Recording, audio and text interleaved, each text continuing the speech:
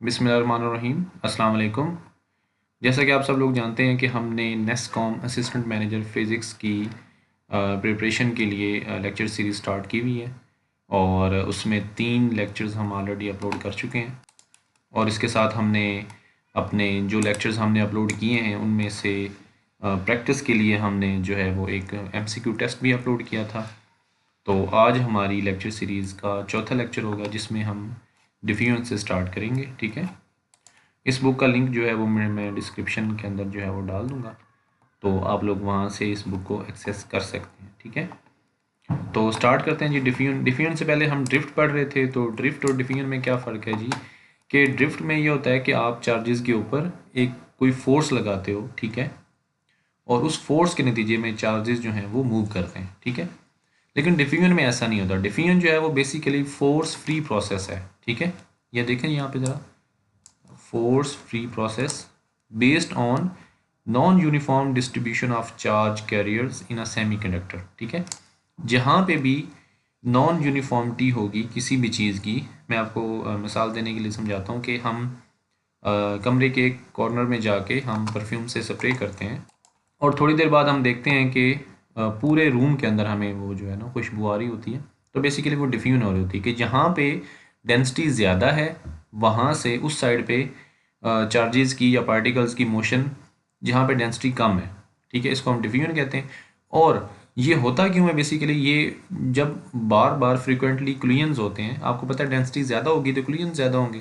ठीक है, तो उसकी वजह से ये एक जगह से दूसरी जगह जब चार्जेस या पार्टिकल्स कोई भी चीज़ जब मूव करती है तो उसको हम कहते हैं कि वो डिफ्यूजन कर रही है। अब यहाँ पे डिफ्यूजन का रिलेशन है, ये करंट है।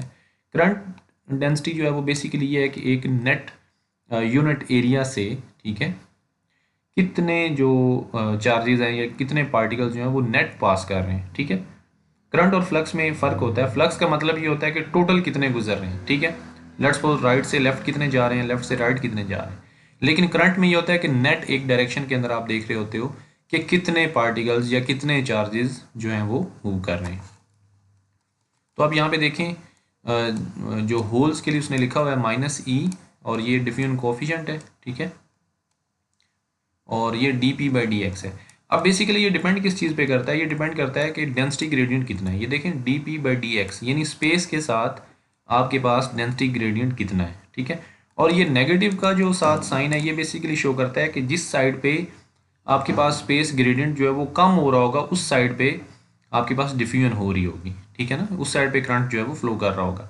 यानी आप ये कहें कि ज़्यादा ग्रेडियंट से, यानी सॉरी, ज़्यादा डेंसिटी से कम डेंसिटी की तरफ जो है ना वो चीज़ मूव कर रही होगी, तो इसलिए ये साथ यहाँ पे माइनस साइन आ रहा है। ठीक है, अब यहाँ पे एक डिफरेंस लिखा हुआ है कि डिफ्यूजन जो है वो डिपेंड करती है presence of space gradient of charge density. ठीक है, और it can occur in regions of free of electric field. यहाँ पे इलेक्ट्रिक फील्ड नहीं है वहाँ पे भी आपके पास डिफ्यूजन हो सकती है। ठीक है, लेकिन ड्रिफ्ट जो है वो इलेक्ट्रिक फील्ड की प्रेजेंस में ही होगा। यहाँ पे वो कह रहा है कि सेमीकंडक्टर्स के अंदर जो है वो ड्रिफ्ट और डिफ्यूजन दोनों होते हैं। ठीक है, तो दोनों के लिए जो करंट डेंसिटी है वो उसने यहाँ पे लिख दी है। ठीक है, करंट डेंसिटी बेसिकली यहाँ पे करंट पर यूनिट एरिया है। ठीक है, और ये इलेक्ट्रॉन्स के लिए है और इसी तरह यहाँ पे होल्स के लिए भी लिखी हुई है। उसके बाद यहाँ पे रिलेशन लिखा हुआ है डी और म्यू का, तो ये भी आप लोगों ने अच्छे तरीके से याद रखना है। ये अक्सर पेपर में पूछा जाता है, एमसीक्यूज आ जाता है इसके हवाले से। ठीक है, तो ये आपको पता होना चाहिए। यहाँ से थोड़ा सा हम अंदाज़ा लगाते हैं कि डिफ्यूजन कोफिशिएंट या डिफ्यूजन कांस्टेंट किसका ज़्यादा है। ठीक है, ये देखें इलेक्ट्रॉन्स का है और यहाँ पे होल्स का, तो यहाँ से आप देख सकते हैं यहाँ पे 10⁻³ है और यहाँ पे -5 है, तो आप देख सकते हैं कि यहाँ पे ज़्यादा जो है वो इलेक्ट्रॉन्स के लिए है। ठीक है, उसके बाद सेमीकंडक्टर में एक प्रोसेस जो है वो रिकम्बिनेशन का होता है, तो ये आप देख सकते हैं बेसिकली क्या है कि एक इलेक्ट्रॉन जो है वो, उसके बाद हम यहाँ पे देखते हैं कि नेट रिकम्बिनेशन रेट क्या होता है। आपको पता है कि थर्मल जनरेशन होती रहती है इलेक्ट्रॉन होल पेयर्स की और रिकम्बिनेशन भी होती रहती है। ठीक है, तो इन दोनों का जो डिफरेंस होगा, ठीक है, उसको हम नेट रिकम्बिनेशन रेट कहेंगे। ठीक है, उसके बाद यहाँ पे लाइफ टाइम है कैरियर का। ये बहुत सिंपल सिंपल चीज़ें हैं, लेकिन इनको पढ़ना ज़रूरी है क्योंकि हम बेसिक से स्टार्ट कर रहे हैं, तो बेसिक चीज़ों का हमें पता होना चाहिए, उसके बाद ही हम कम्प्लेक्स चीज़ों की तरफ जा सकते हैं।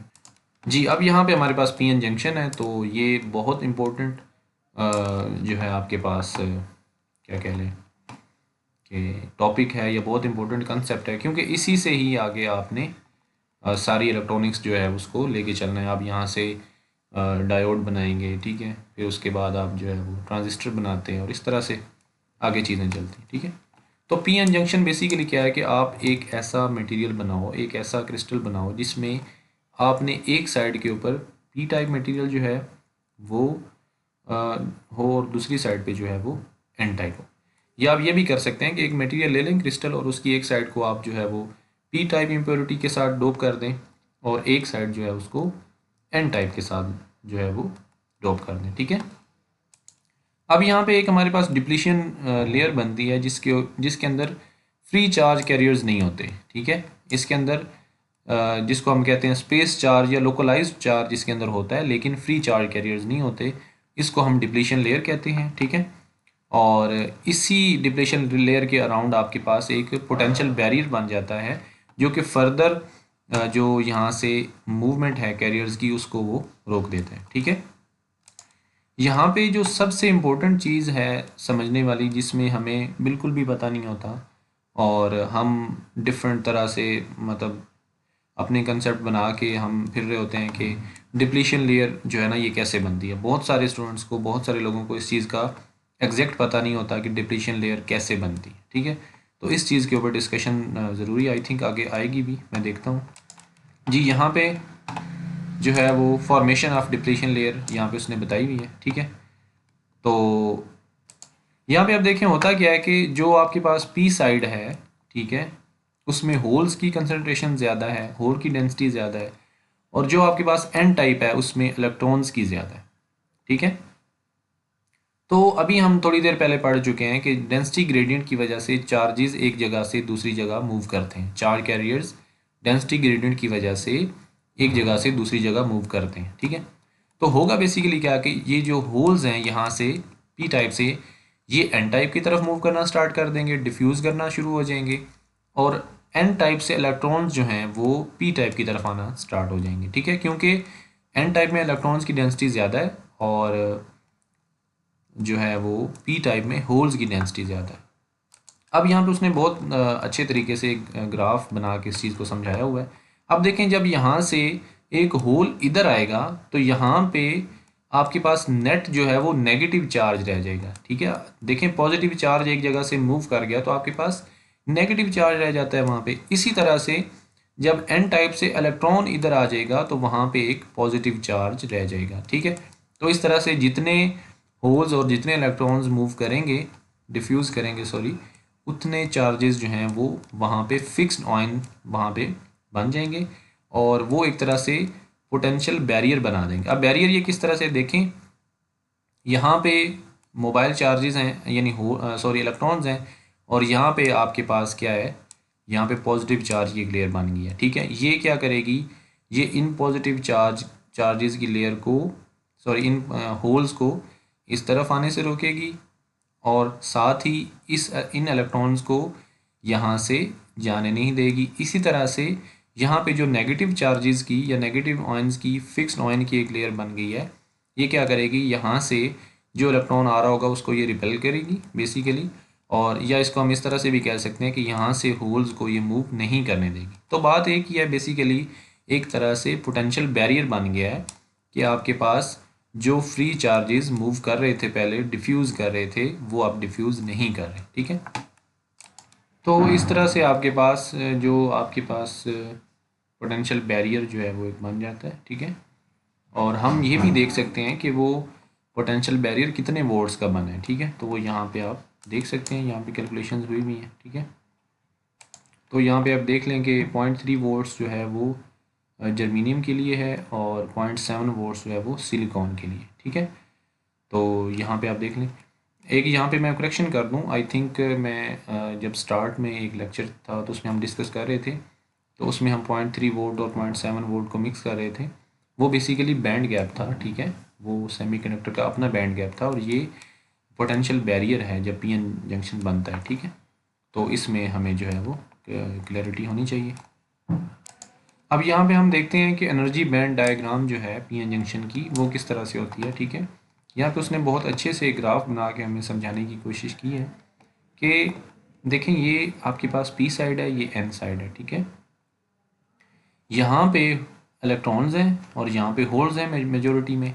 अब देखें ज़रा कि इलेक्ट्रॉन्स ने अगर मूव करना है एन से पी में, तो उनके लिए पोटेंशियल बैरियर जो है वो इस तरह से है कि उन्होंने इस हाइट को, ये हाइट बेसिकली एनर्जी में है ना, तो इसको क्रॉस करके उन्होंने इधर आना है। ठीक है, जबकि यहाँ पे अगर हम जो है वो पी साइड पे इलेक्ट्रॉन्स की बात करते हैं तो उनको यहाँ से मूव करना आसान है, क्योंकि यहाँ पे उन्होंने हाइट से नीचे उतरना है। ठीक है, आप देख सकते हैं ना यहाँ पे कि उन्होंने यहाँ से, यानी उनके लिए ये जो पोटेंशियल बैरियर है ये एक तरह से उनको सपोर्ट कर रहा होगा।